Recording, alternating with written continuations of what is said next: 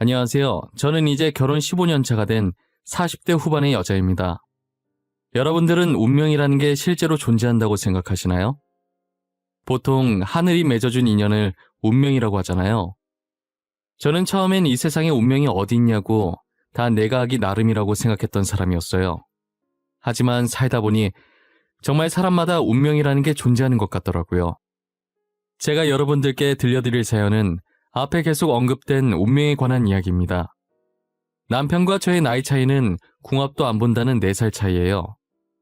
제가 고등학교 3학년 되던 무렵에 친구들과 놀고 싶은데 부모님께 받던 용돈이 턱없이 부족해서 정말 잠깐 아르바이트를 한 적이 한 번 있었거든요. 대학로에 있던 조그만 토스트 가게였는데 저보다 먼저 들어와서 일하던 남자 직원이 있었어요. 거기서 같이 아르바이트를 하면서 서로 의지하다 사귀기 시작했고 이렇게 결혼까지 하게 되었네요. 지금은 남편과 결혼해서 시댁 식구들과 아무 탈 없이 잘 살고 있지만 저희가 결혼하기까지의 과정이 정말 순탄치 않았어요. 그 이유는 저희 남편 집안에서 저와 남편의 결혼을 엄청 반대했었거든요. 남편의 집안은 사업을 해서 부유했지만 저희 집안은 게스트하우스를 운영하는 평범한 집안이었어요. 아무래도 저희 집안이 훨씬 기우니까 시댁 식구들은 급이 맞는 집안과 결혼시키고 싶어 하셨죠. 본인들 사업에 저희 집안은 별 도움이 되지 않는다고 생각하신 것 같았어요. 저는 대기업까지는 아니더라도 나름 유명한 기업에 연봉도 남부럽지 않았습니다. 그리고 이제 막 떠오르기 시작한 기업이라 다들 저희 회사에 오려고 난리도 아니었고요.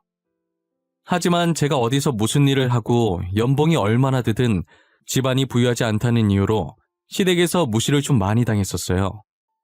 저도 자존심이 많이 상하긴 했었지만 남편 집안은 그만큼 많이 부유한 편이긴 했어요. 가끔 TV에 나오는 대기업 회장이 지금 저희 시아버지시니까요. 그래서 기업 운영에 도움이 될 만한 탄탄한 집안의 며느리를 드리고 싶으셨겠죠. 저같이 평범한 집안이 어떻게 아버님 사업을 도와드릴 수 있겠어요? 당장 저희 먹고 살기도 바쁠 텐데 말이에요. 처음 남편의 집에 인사드리러 갔을 때 느꼈던 그 싸늘한 공기는 아직도 잊지 못해요. 분명 당시에 밖에 꽃이 피고 많이 따뜻해진 봄이었는데 체감상 겨울 한파보다 더 추웠던 것 같아요. 누가 봐도 전혀 반기지 않는다는 표정으로 저를 쳐다보던 6개의 눈들이 있었죠. 시아버지, 시어머니, 그리고 신우까지 남편을 제외하고 단 한 명도 저를 반기지 않으셨어요. 앉으라는 얘기도 안 하시길래 눈치를 보면서 겨우 남편과 같이 앉았던 기억이 있어요. 정말 우리 아들이랑 결혼할 생각으로 만나고 있는 거니? 우리 집안이 어떤 집안인지 알고 팔자 한번 고쳐보려고 이러는 거야? 엄마, 무슨 말을 그렇게 해? 우리 집 그런 애 아니야. 아빠가 무슨 일 하는지 몰랐어. 내가 며칠 전에 말해줘서 알았지. 아가씨한테는 정말 미안하지만 단도직입적으로 말할게요. 저희는 아가씨를 며느리로 받아들일 마음이 전혀 없어요. 그래요. 이미 저희 동생 짝으로 생각해둔 사람 따로 있으니까 그냥 포기해요. 솔직히 그쪽 집안이랑 우리 집안 너무 안 맞는다는 거 알고 있죠? 진짜 누나까지 왜 그래? 다들 꼭 이렇게 못되게 말해야겠어? 돈만 많으면 다야? 인성들이 왜 그 모양이야? 그리고 누구 마음대로 내 짝을 정해? 결혼이 애들 소꿉장난도 아니고 말이야. 집안의 여자가 잘못 들이면 망한다는 말도 모르니? 다 널 위해서 그리고 우리 집안을 위해서 이러는 거잖아. 나 결혼은 사랑하는 사람이랑 하고 싶어. 왜 내 의견은 존중을 안 해줘? 이렇게 팔리듯 사랑도 없이 집안에서 정해준 사람이랑 결혼하고 싶지 않다고. 야, 그러면 우리가 정해준 사람 만나서 사랑을 나누면 되는 거 아니야? 자주 만나다 보면 정들어서 호감 생기게 되겠지. 안 그래? 그래? 그럼 누나나 그렇게 결혼하던가. 엄마 아빠가 정해준 남자 만나서 결혼하라고. 돈 많다고 배불뚝 튀어나온 아저씨랑 결혼하라고 하면 안 할 거잖아. 인사하러 간 자리였는데 저는 안중에도 없고 시댁 식구들끼리 싸우고 난리가 났더라고요. 저는 그 광경을 보면서 이러지도 못하고 저러지도 못하고 가시방석에 앉아 눈치만 보고 있었어요. 시간이 지나면 지날수록 여기는 제가 있을 곳이 아니라는 판단이 들어서 먼저 일어나 보겠다고 죄송하다고 하고 시댁을 도망치듯 나왔어요. 저한테 처한 현실이 정말 믿기지 않았고 마음이 많이 심란하더라고요. 부모님께서 아시면 속상해 하실까봐 인사 잘하고 왔다고 애써 웃으면서 집에 들어오긴 했지만 제 방에 들어와서 침대에 누워 가만히 천장을 바라보는데 어딘가 허한 기분이 들더라고요. 가슴 한가운데 커다란 구멍이 난 느낌이었어요. 그렇지만 당시엔 제가 남편을 너무 사랑했기에 헤어지는 건 정말 상상조차 하기 싫었어요. 혹시나 울음이 거실로 새어나갈까 베개에 얼굴을 받고 엉엉 울었던 것 같아요. 다음날 부은 눈으로 방을 나왔을 때 제 눈을 보고 놀라신 부모님께 슬픈 영화 보고 잤다고 대충 거짓말치고 그 자리를 피했던 기억도 있어요. 제가 회사에서 퇴근을 하려는데 회사 앞에 낯익은 실루엣이 보이는 거예요. 가까이 가보니 시어머니가 저를 기다린다고 서 계시더라고요. 근처 카페에 얘기할 수 없냐길래 알았다고 하고 카페로 모셨어요. 저번엔 너무 무례했던 것 같아 미안하구나. 하지만 우리 기원이는 결혼할 짝이 따로 있어. 그러니 이렇게 정중히 부탁하마. 제발 기원이랑 헤어져 주겠니? 어머님, 이렇게 헤어져 달라고 부탁하는 것도 무례한 행동이에요. 저 기원 오빠랑 헤어질 수 없어요. 정말 죄송해요. 혹시 돈 때문에 결혼하려고 하는 거니? 그런 이유라면 내가 줄게. 얼마나 주면 기원이랑 헤어져 줄 거니? 응? 나한테 말만 해. 돈 줄게. 말만 하라고요? 제가 얼마나 부를 줄 알고 이러시는 거예요? 강남에 건물 하나 달라고 하면 주실 수 있으세요? 회사 하나 차려달라고 하면 차려주실 수 있으세요? 앙큼한 기집애.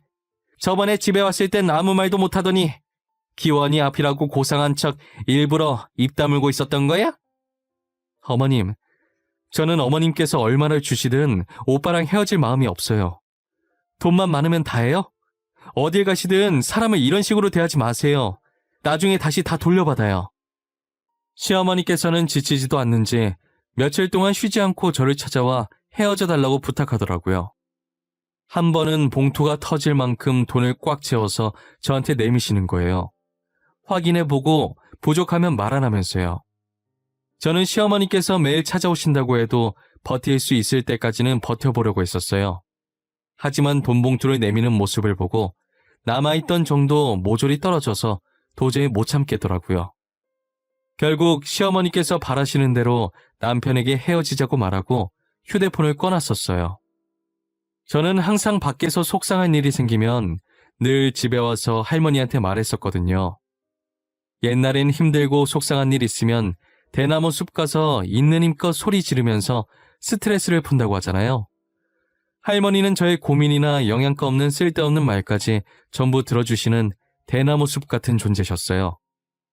제가 무슨 말을 꺼내든 무조건 제 편을 들어주시고 조언도 아낌없이 해주셨거든요. 그리고 할머니도 제가 이러쿵저러쿵 있었던 일을 본인에게 얘기하는 걸 좋아하셨어요. 할머니랑 함께 있는 순간엔 정말 아무 걱정이 없어지고 마음이 엄청 편안했어요. 사실 몇 년 전까진 할머니보단 할아버지와 더 친해서 할아버지가 제 대나무 숲이셨어요. 그래서 제가 할아버지한테 쪼르르 가서 말하면 할머니가 질투를 하시곤 했어요. 자신도 귀여운 손녀의 투정이 듣고 싶다면서 할아버지한테만 말한다고 많이 서운해하셨죠. 할머니와는 별다른 일이 없었는데 이상하게 거리감이 느껴지더라고요. 아마도 어머니와의 마찰을 빚는 장면을 몇 번 보게 되다 보니 그렇게 된 것 같다는 생각이 들어요. 할아버지께서 세상을 떠나신 뒤로는 줄곧 할머니께 가서 조잘거리기 시작했죠. 할머니, 나 완전 어이없는 일 있었어. 오빠 집에 인사드리러 갔던 거 알지? 내가 마음에 안 드는 건 괜찮거든? 근데 왜 우리 집안 가지고 걸고 넘어지는지 모르겠어. 뭐? 아직도 집안 타령하면서 결혼을 반대하는 사람들도 있단 말이야? 지금이 아직도 호랑이 담배 피던 시절인 줄 아는 양반들이 있나? 내 말이 그 말이야. 결혼하는데 집안이 뭐가 그렇게 중요해? 둘이서 잘 먹고 잘 살기만 하면 되는 거지. 굶어 죽지만 않으면 되는 거 아니야? 결혼하면 집안 다 필요 없어.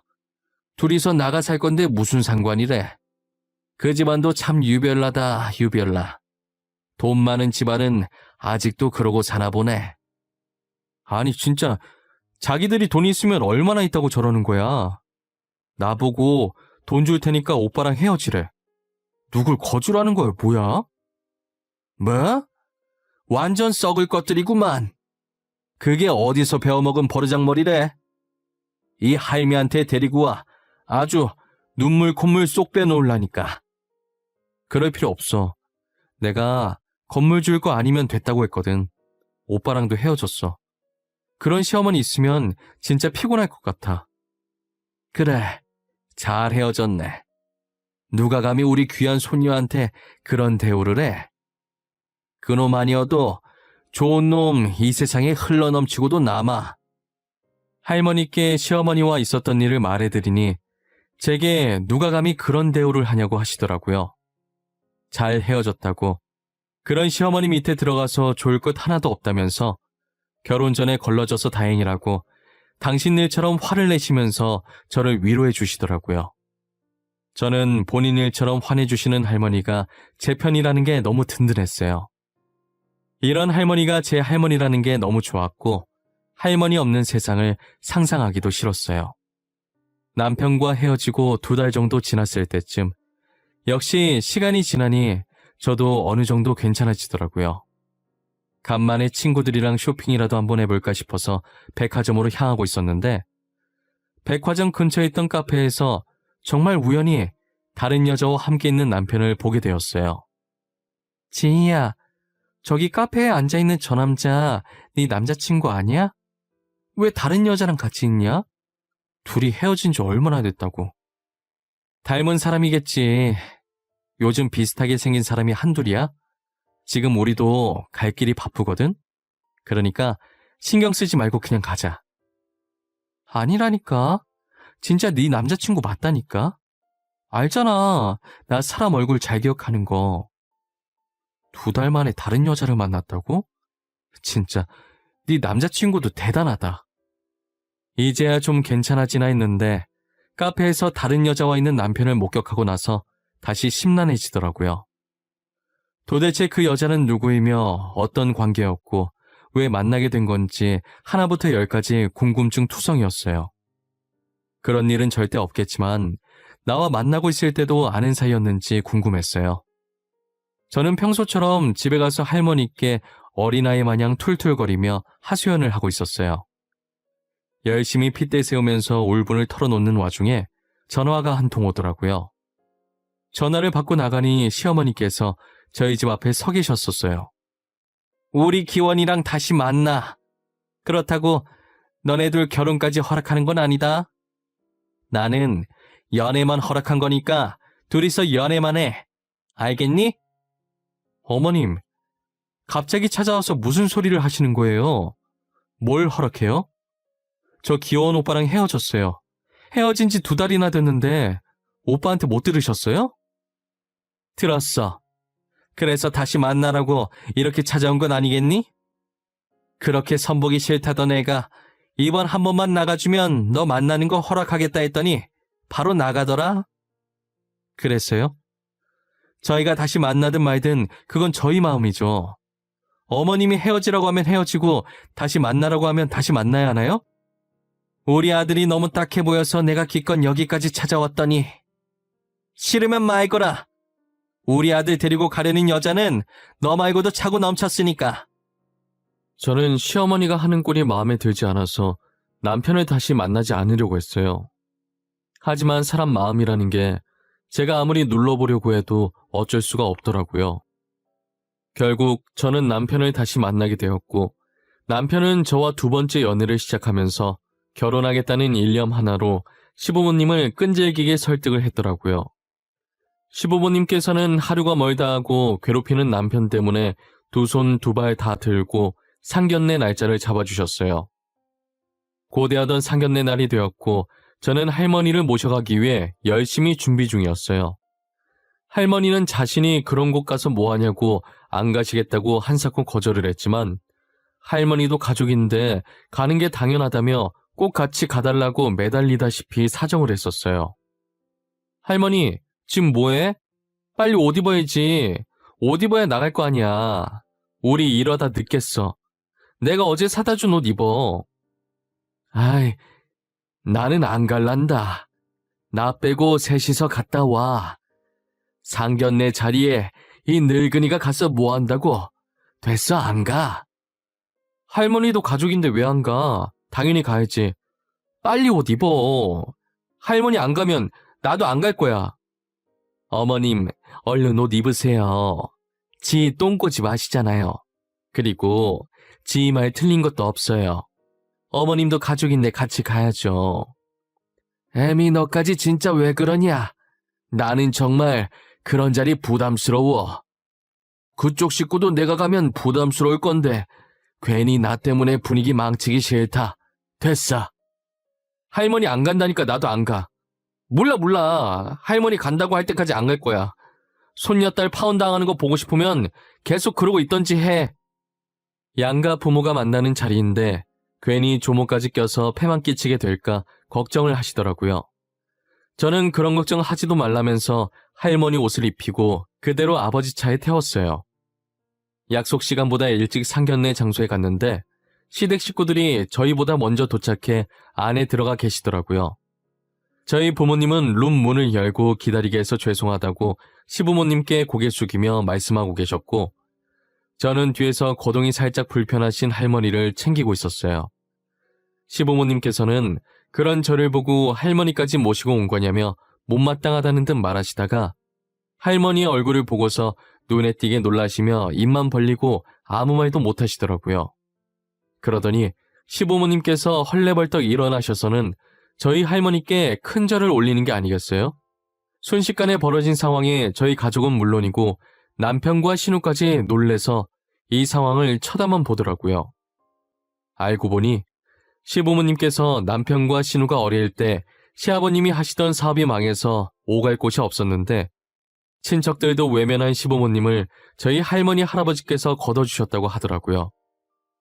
지금 말로는 쉐어하우스, 당시 말로는 하숙집이라고 하죠. 할머니 할아버지께서는 예전에 대학생들을 대상으로 한 하숙집을 하셨었어요. 저희 아버지 형제가 성인이 되고 자취를 하는 바람에 빈 방을 이용해서 운영하시게 되었어요. 대학생들은 타지에서 오는 경우가 많았고 보통 아르바이트를 해서 의식주를 해결하기 때문에 같은 자식 키우는 부모의 마음으로 시세보다 조금 저렴한 가격으로 방을 내어주셨었어요.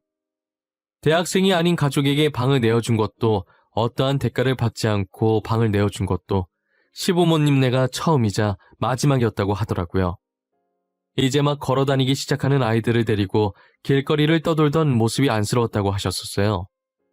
본인들이 적자를 보더라도 방을 하나 내어줘야겠다는 생각을 했다고 하시더라고요. 같이 생활하는 동안엔 자신의 친자식처럼 친손자처럼 보살펴 주셨다고 하셨었어요.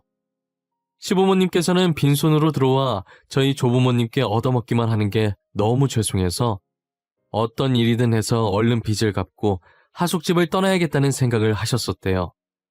그래서 시어머니께서는 식당 일을, 시아버지께서는 막노동을 잠깐 하셨었다고 하더라고요. 열심히 번 돈으로 조부모님께 방값 드리려고 방문을 여니 안 계셔서 화장대에 돈봉투만 놓고 나왔는데 일을 마치고 집에 와보니 조부모님한테 드렸던 돈봉투가 다시 시부모님 방으로 돌아와 있었대요. 방값 안 줘도 되니까 그 돈 모아서 가족들끼리 편히 지낼 수 있는 곳으로 이사가라는 편지와 함께 말이에요. 할머니의 편지를 보고 시어머니께서는 소리가 새어나갈까 입을 막고 엄청 우셨다고 하시더라고요.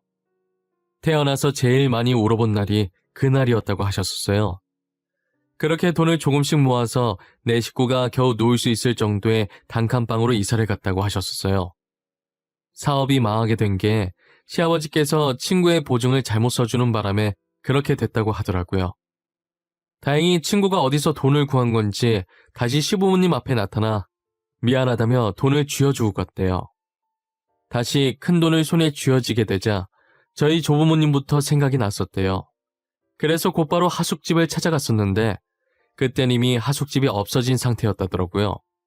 결국 주인 잃은 돈으로 시아버지께서는 사업을 시작했고 사업이 대박나면서 단칸방을 탈출하셨다고 하셨었죠. 시어머니께서 옛날 이야기를 마치고 눈치를 보며 조심스럽게 할아버지의 안부를 여쭤보셨는데 할머니께서는 정말 덤덤하게 웃으시면서 더 이상 이 세상에 없다고 대답하시더라고요.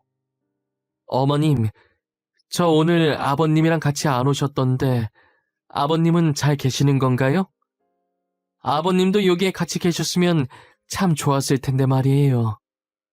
우리 영감탱이 이 세상 사람 아니야. 저기 가서 다른 할매 만나서 잘 살겠지 뭐. 아, 저희가 더 일찍 찾아뵀어야 했는데 너무 죄송해요. 저희 먹고 살기도 바빠서 은혜도 있고 두 분 찾을 생각을 못했어요. 괜찮아. 나라도 이렇게 만나서 다행이지. 아마 영감도 하늘에서 보고 있을 거야. 그래도 지금 이렇게 잘 살고 있는 모습 보니 보기 좋네. 시부모님은 더 일찍 찾아뵐 걸 너무 죄송하다고 눈물을 훔치기 시작하셨어요. 할머니는 나이 들면 다 떠난다고 울 것 없다면서 가라앉은 분위기를 풀어보려고 하셨죠. 걱정이 많았던 저희 상견례는 할머니 덕분에 화기애애한 분위기로 마칠 수 있었어요. 상견례를 마치고 집으로 가려던 제 발길을 시어머니께서 막으셨어요. 그리고 자신의 두 손으로 제 오른손을 꼭 잡으시더라고요.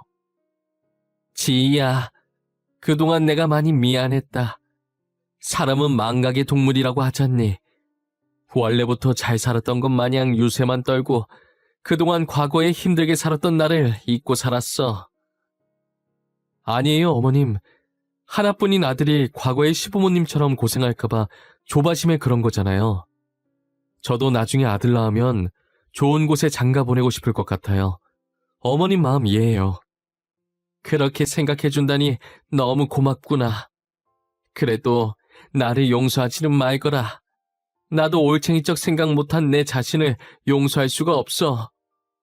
시어머니께서는 제가 아버지 차에 타기 전까지 계속 미안하다고 하셨었어요. 시아버님과 신우도 그동안 제게 무례하게 행동한 점 진심으로 미안하다고 사과하셨었고요. 저는 더 이상 미안해하지 않아도 된다고 앞으로 행복할 일만 생각하자고 말씀드렸어요. 저의 말에 이런 착한 며느리를 못 알아보고 제 복을 제 발로 찰 뻔했다고 하시더라고요.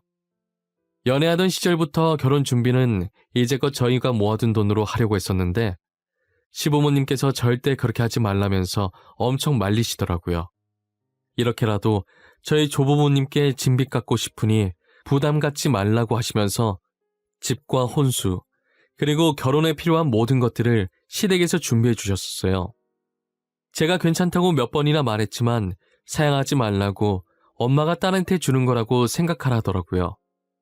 저는 결혼할 때 정말 몸만 들어갔다고 해도 과언이 아니었어요.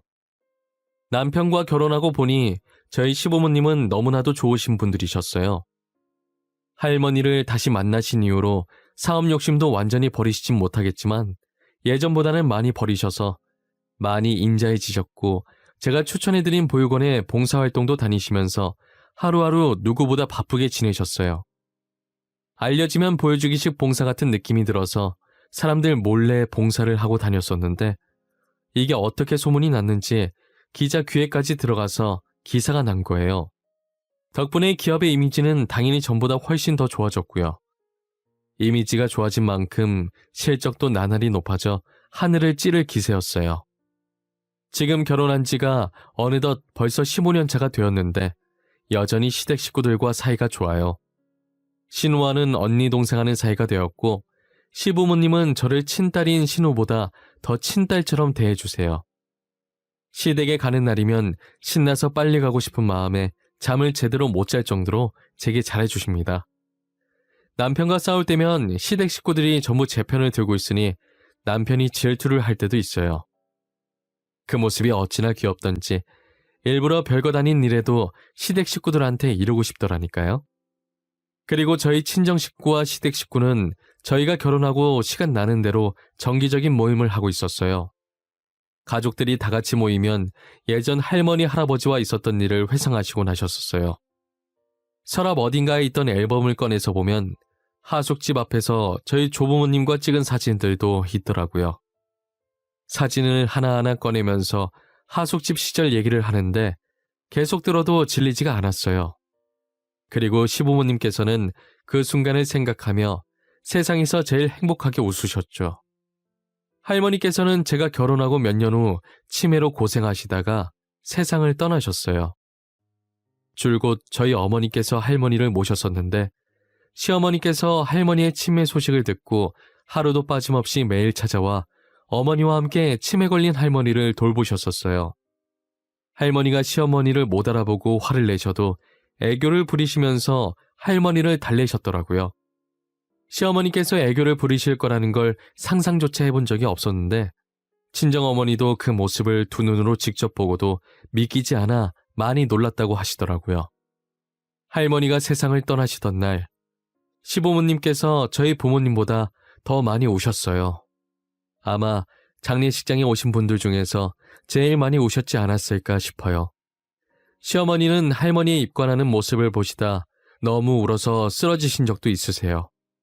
아마 모르시는 분들이 보면 저희 시부모님이 할머니 자식들인 줄 알았을 거예요. 친정아버지는 자신의 부모처럼 진심으로 슬퍼해 주시는 시부모님께 감사하다고 하더라고요. 저도 할머니가 세상을 떠나시면 많이 울 것 같았는데 살아생전 자신이 떠나면 웃으면서 보내달라고 하셨어서 할머니의 유언에 따라 울지 않고 씩씩하게 웃으면서 할머니의 마지막 가시는 길을 배웅했었어요. 시부모님께서는 특별한 날이 아니더라도 종종 저희 조부모님이 계신 납골당에 찾아가신다고 하더라고요.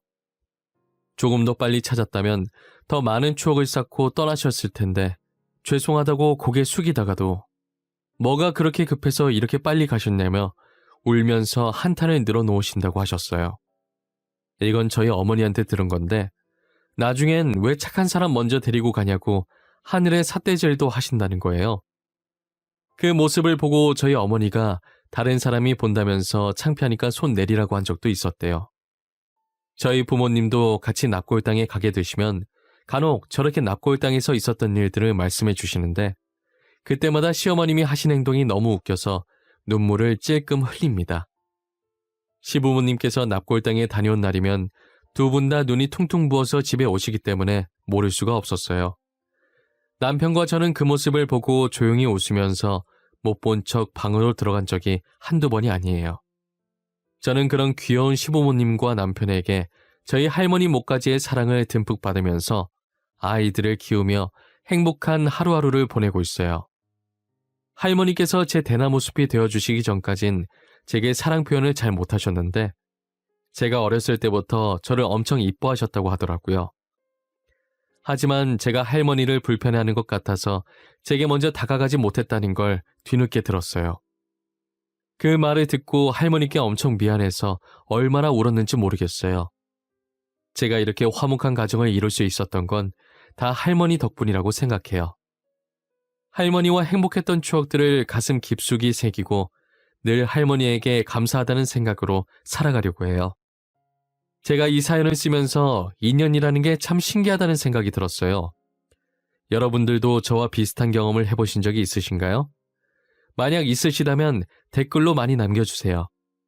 남겨주신 글들 하나하나 빠짐없이 전부 다 읽어보도록 할게요. 지금까지 제 이야기 들어주신 모든 분들께 감사합니다.